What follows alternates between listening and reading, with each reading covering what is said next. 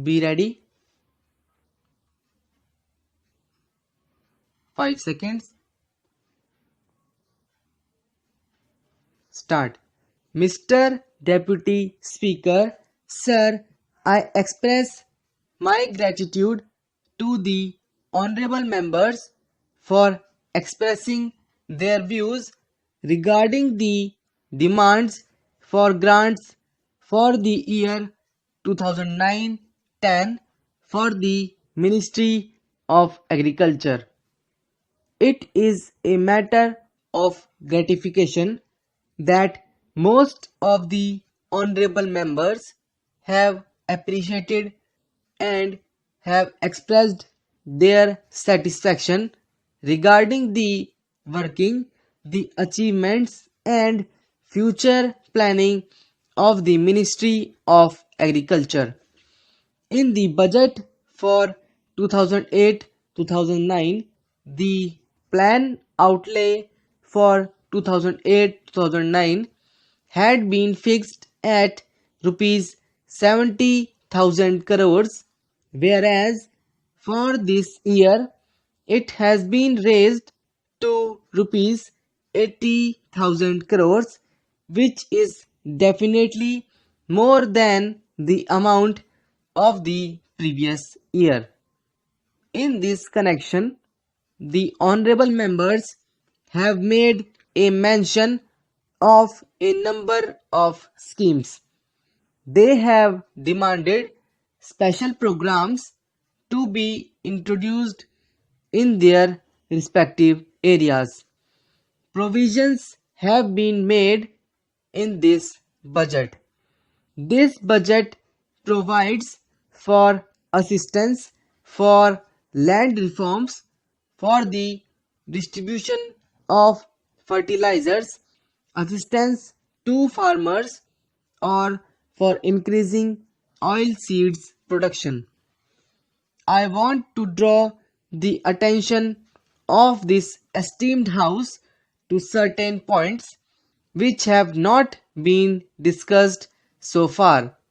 Last year, the Honorable Prime Minister introduced a special food grains program in the year 2008-2009 for increasing agricultural productivity and total agricultural production after making a mid-term appraisal of the 10th 5-year plan.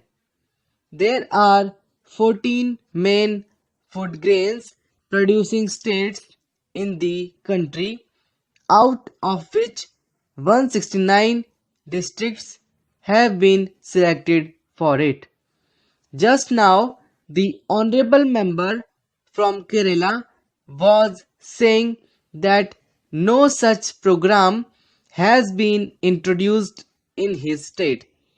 I want to inform him that this program has been introduced only in the main districts of the major food grains producing states because it was a special food grains program, as is clear from its name, and the esteemed house will agree with me that this year we have achieved a record production. The food grains production is more than 70 crore tons this year. This is a landmark in the history of this country. But we should not be satisfied with this achievement. We are going to formulate schemes for further increase in the food grains production during the coming 3 years. Therefore, for the year 2010-2011, the target for increasing the production of wheat and rice has been fixed at 5 million tons. Our department has already started taking steps in this regard, and I can say that he will be able to achieve the target fixed. I would like to make a brief mention of the major aspects of this year's budget. Several honorable members have expressed their views in the matter. Firstly, the percentage of bank loans in the agriculture sector is being increased from 17% to 18%. An additional amount of rupees 4,000 crores will be given as loans. The rate of interest has been reduced from 14% to 12%. A special program for the production and development of seeds was announced in September 2008 by the Honorable Prime Minister.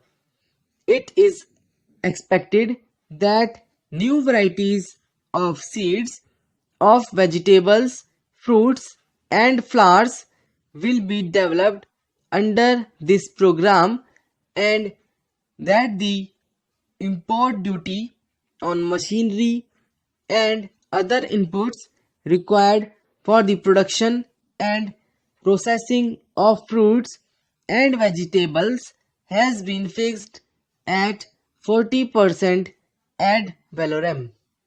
Similarly, the rate of duty on poultry feed has been reduced from 140% to 70%. You are aware that subsidies were hitherto being given on fertilizers.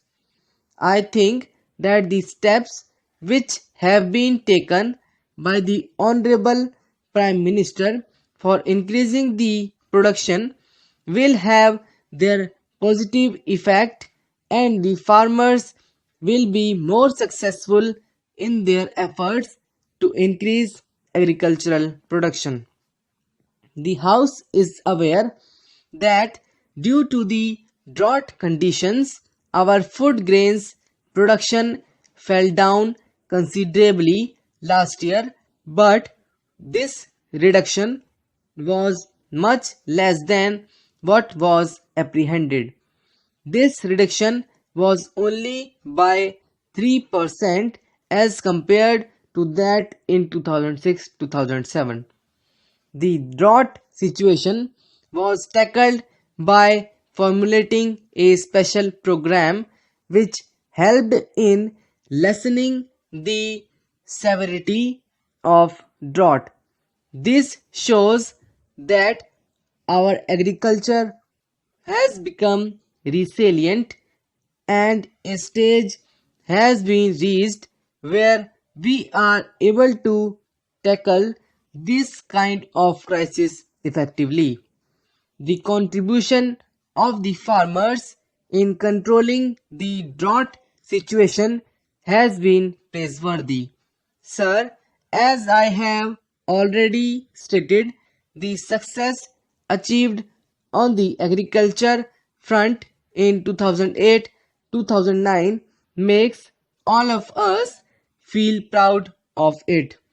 As regards the various special programs formulated for the progress of agriculture, the Honorable Prime Minister has laid special emphasis in this connection on having effective control over monsoons by collecting full information in this matter and disseminate the same from time to time to the persons concerned to provide irrigation facilities to those regions where such special programs are under implementation on the basis of the productivity of land, and while undertaking such programs, the particular needs of the region should be taken into account. It is with this view that 15 agro-climatic regions have been set up, and they have been further subdivided into smaller parts. The agroclimatic regions collect information about capacity of land in respect of its productivity, irrigation facilities, amount of rainfall, etc. Action is taken after giving a serious thought to all these aspects. A senior vice chancellor of an agricultural university has been made the in charge of each of such zones, who advises the farmers as to what to do in the given circumstances and suggests to the government as to what sort of assistance should be given to them after taking into account the requirements and the deficiencies of the respective areas. I am sure the Agriculture Department will fulfill its obligations towards the nation and its farmers under the direction of the Honorable Prime Minister.